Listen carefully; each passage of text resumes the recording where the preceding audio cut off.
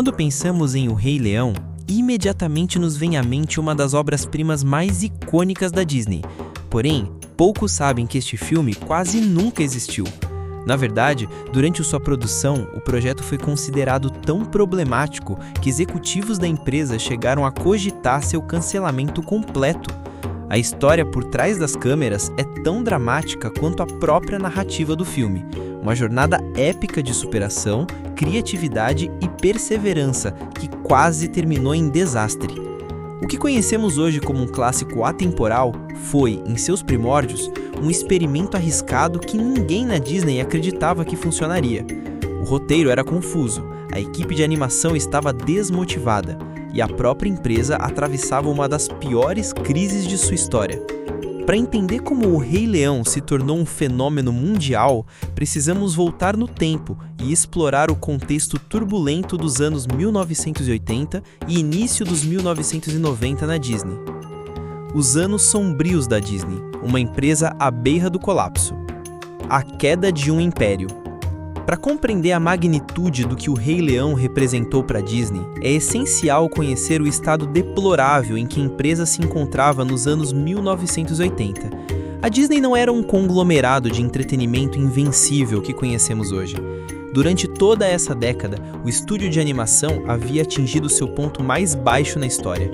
Estamos falando da mesma empresa que nos deu obras monumentais como Branca de Neve e os Sete Anões, Cinderela e O Livro da Selva.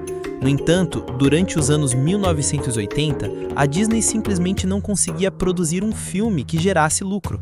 Cada novo lançamento parecia confirmar que a era dourada da animação havia chegado ao fim. O êxodo de talentos. O declínio começou em 1979, quando Don Bluth, um dos animadores mais talentosos da Disney, abandonou o estúdio durante a produção de O Cão e a Raposa. Mas Bluth não saiu sozinho. Ele levou consigo vários outros artistas experientes e fundou seu próprio estúdio. Subitamente, o maior rival da Disney não era uma empresa externa, mas uma companhia criada por seus próprios ex-funcionários, que estavam frustrados com a direção corporativa e a falta de criatividade que havia se instalado na empresa. O golpe mais humilhante veio quando os filmes de Bluth começaram a superar as produções da Disney nas bilheteiras. Em Busca do Vale Encantado, com seus adoráveis dinossauros falantes, conseguiu arrecadar mais dinheiro que o lançamento contemporâneo da Disney. Imagine a ironia, a Disney sendo derrotada por seu ex-funcionário em seu próprio terreno. O desastre de O Caldeirão Mágico. O momento mais baixo chegou em 1985 com O Caldeirão Mágico. Este filme deveria ser o grande retorno triunfante da Disney. O estúdio investiu entre 25 e 44 milhões de dólares na produção, uma quantia astronômica para um filme de animação na época. O resultado foi um fracasso absoluto. Os críticos detestaram o filme, o público o ignorou, e a Disney perdeu uma fortuna. O fracasso foi tão devastador que pessoas dentro da empresa começaram a questionar seriamente se o departamento de animação deveria continuar existindo. Rumores de que a animação seria completamente encerrada circulavam pelos corredores do estúdio. Ataques corporativos e mudanças drásticas. A situação financeira se deteriorou tanto que abutres corporativos, empresas especializadas em comprar companhias em dificuldades para desmembrá-las e vender suas partes, começaram a cercar a Disney. A empresa estava gastando mais energia lutando contra tentativas hostis de aquisição do que realmente fazendo filmes. A crise era tão severa que a Disney foi forçada a tomar uma medida drástica, transferir todo o departamento de animação para fora do estúdio principal em Burbank. Os animadores foram realocados para um prédio temporário em Glendale, com a promessa de que seria apenas por um curto período. Esse curto período durou 10 anos. O Despertar, um renascimento Disney. O milagre de A Pequena Sereia. Em 1989, algo extraordinário aconteceu. A Disney lançou A Pequena Sereia e, subitamente, o mundo se lembrou por que amava os filmes da Disney. O filme era visualmente deslumbrante, emocionalmente envolvente e, mais importante ainda, financeiramente sucedido. Este sucesso iniciou o que hoje conhecemos como o Renascimento Disney. A Bela e a Fera chegou em 1991 e se tornou o primeiro filme de animação a ser indicado ao Oscar de melhor filme. Aladdin seguiu em 1992, com Robin Williams oferecendo uma das performances de dublagem mais memoráveis de todos os tempos.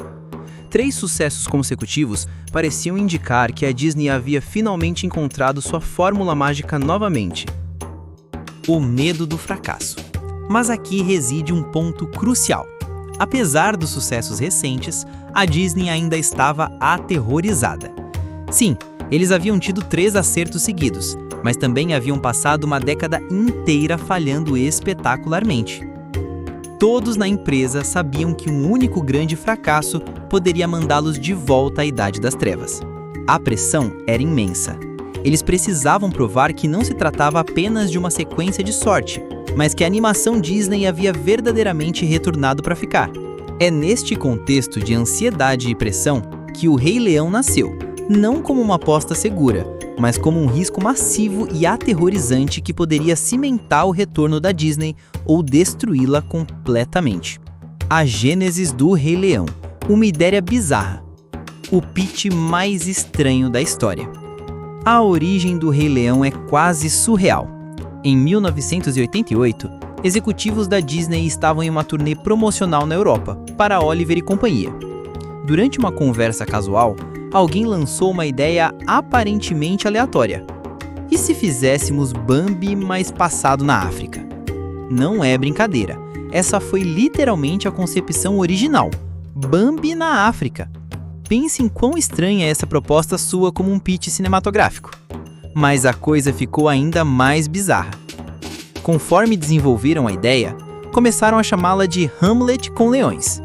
Agora havíamos passado de Bambi na África para e se pegássemos a peça mais deprimente de Shakespeare e a transformássemos em um filme sobre animais falantes na África? Aqui é onde o pânico interno da Disney realmente se manifesta. Esta seria sua primeira história animada completamente original. Todos os outros sucessos do Renascimento Disney haviam sido baseados em material existente, contos de fadas, histórias clássicas, figuras históricas. Mas o Rei Leão estava sendo criado do zero. Além disso, seria o primeiro filme da Disney sem personagens humanos. Michael Eisner, CEO da Disney na época, mais tarde admitiu que havia grande ceticismo dentro da empresa sobre se audiências modernas estariam interessadas em assistir a um filme sem personagens humanos, apenas animais cantantes, na África, por 2 horas. Você pode quase ouvir os executivos pensando: estamos realmente apostando o futuro da animação Disney em leões cantantes? A hierarquia de prioridades, o time B. Pocahontas, a aposta segura. Enquanto o Rei Leão estava sendo desenvolvido, a Disney também trabalhava em Pocahontas. Adivinhem qual filme a Disney acreditava que seria o grande sucesso? Pocahontas. Por quê? Porque tinha tudo que os executivos achavam que o público queria: uma figura histórica, personagens humanos, um romance tradicional e potencial para reconhecimento crítico. Jeffrey Katzenberg, que dirigia a divisão cinematográfica da Disney, constantemente elogiava Pocahontas em entrevistas e mal mencionava o Rei Leão. A mensagem era clara: um filme era importante, o outro era um experimento. O destino do time B. Isso deixou o Rei Leão com o que todos na Disney chamavam de time B.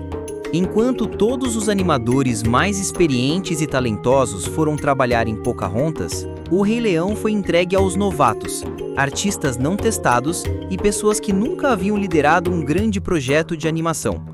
Era basicamente a Disney dizendo: aqui, vocês novatos podem praticar no filme esquisito dos leões, enquanto o verdadeiro talento trabalha no filme importante. Chris Sanders, designer de produção de O Rei Leão, mais tarde revelou que Katzenberg lhe disse diretamente que O Rei Leão provavelmente não seria um filme muito grande. Imagine receber essa informação do seu chefe sobre o projeto no qual você está dedicando sua vida. Mas aqui está o que a Disney não esperava. Entregar O Rei Leão ao time B criou algo poderoso. Esses animadores sabiam que estavam sendo tratados como cidadãos de segunda classe, e isso acendeu uma chama dentro deles. Eles criaram o que pessoas no estúdio chamavam de um complexo de inferioridade motivador. Eles iriam provar que os rejeitados poderiam criar algo incrível. Don Hon, o produtor, resumiu perfeitamente a estranheza da situação. Em O Rei Leão, tínhamos quase certeza de que não seríamos um sucesso, porque quem quer ver um filme sobre um filhote de leão que é incriminado por assassinato, com música de Elton John? Quando você coloca dessa forma, realmente soa completamente insano. O caos criativo, versões múltiplas e rewrites completos. Versões originais drasticamente diferentes.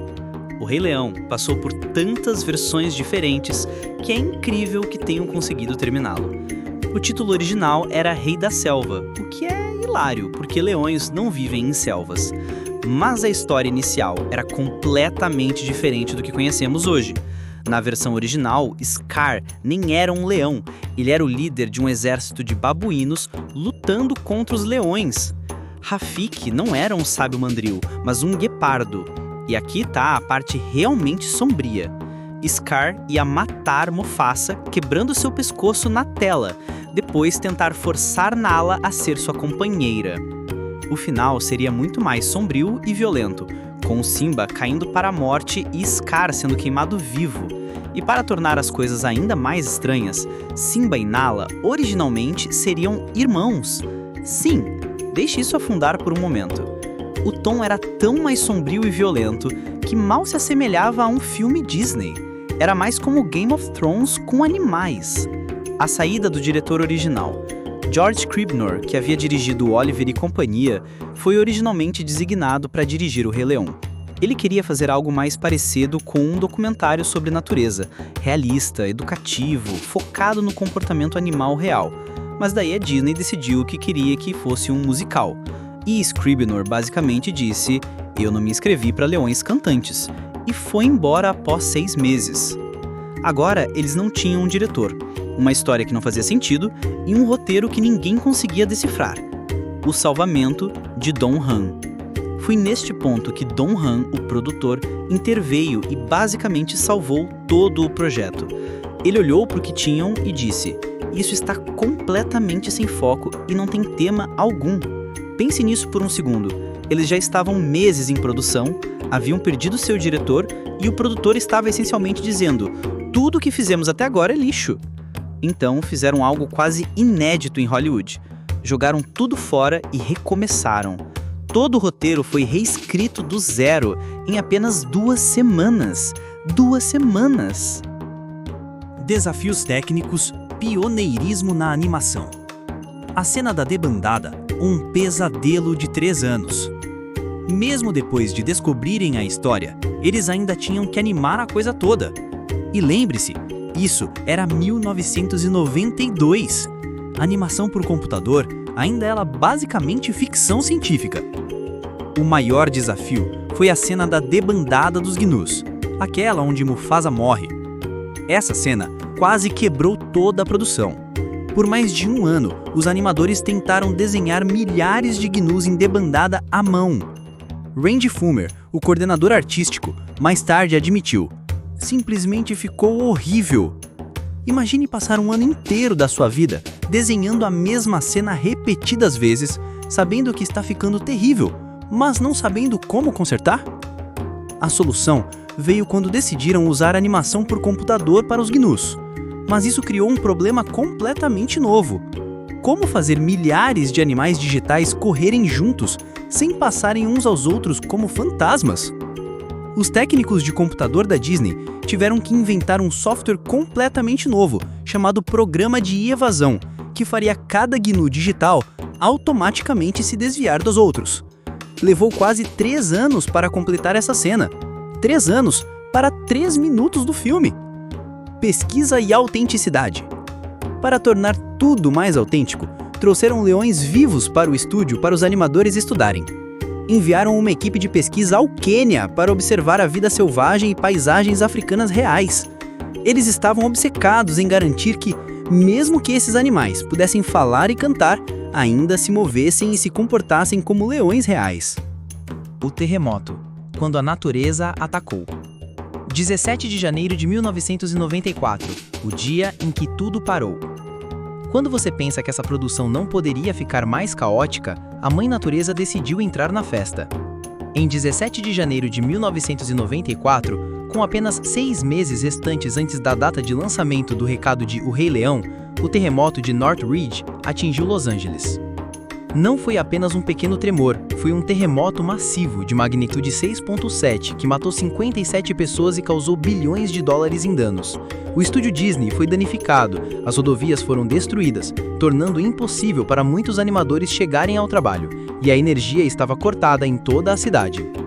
Lembre-se, era 1994, não havia trabalho remoto, armazenamento em nuvem ou backups digitais. Tudo era arte física que poderia ser danificada ou destruída. A dedicação heróica. A produção parou completamente, mas aqui é onde a dedicação daquele time B realmente se mostrou. Em vez de aceitar atrasos, os animadores começaram a levar trabalho para casa, arte, literal. A Disney organizou serviços de transporte para levar materiais de animação para as casas das pessoas. Alguns animadores, lidando com casas danificadas ou deslocamentos impossíveis, simplesmente começaram a dormir no estúdio. Roger Allers, o diretor, descreveu tentar editar o filme enquanto tremores secundários ainda balançavam o prédio, observando prateleiras metálicas de rolos de filme tremendo pesadamente ao seu redor. Consegue imaginar tentar fazer trabalho criativo preciso enquanto o chão está literalmente se movendo sob seus pés? O lançamento e o sucesso inesperado. Junho de 1994, o milagre aconteceu.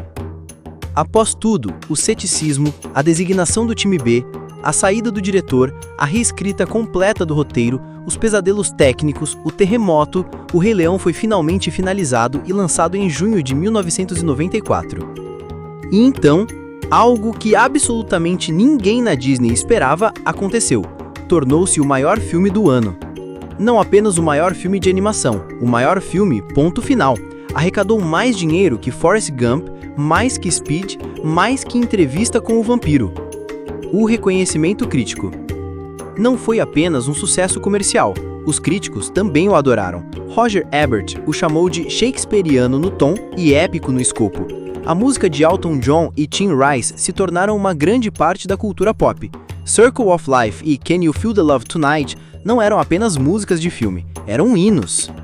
A ironia do destino. Pense na ironia. Pocahontas, o filme em que a Disney havia apostado tudo, o que recebeu o time A e toda a atenção executiva, foi bem sucedido, mas esquecível. Enquanto O Rei Leão, o experimento estranho em que ninguém acreditava, se tornou um dos filmes mais amados de todos os tempos.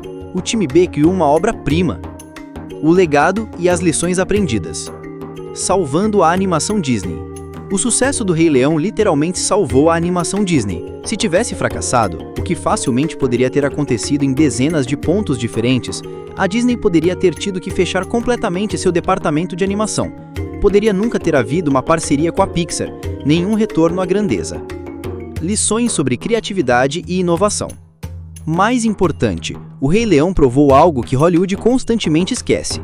Você não pode prever magia. Os executivos da Disney estavam completamente errados sobre qual filme seria bem-sucedido. Toda a sua experiência, toda a sua pesquisa de mercado, toda a sua sabedoria convencional apontava para Pocahontas como a aposta segura e o Rei Leão como o experimento arriscado. Eles não poderiam estar mais errados. O time B desqualificado criou algo mais bonito e emocionalmente poderoso que o time A experiente. A história original em que ninguém acreditava tocou corações ao redor do mundo. Os problemas técnicos que pareciam impossíveis de resolver levaram a inovações revolucionárias na animação. A paradoxo do sucesso. Cada coisa que deixava os executivos da Disney nervosa sobre o Rei Leão, a história original, a falta de personagens humanos, os temas sombrios, a equipe não testada, acabou sendo o que tornou ele especial. Há algo profundamente tocante nessa história quando você realmente pensa sobre ela. O Rei Leão é sobre Simba aprender a enfrentar suas responsabilidades e reivindicar seu lugar legítimo.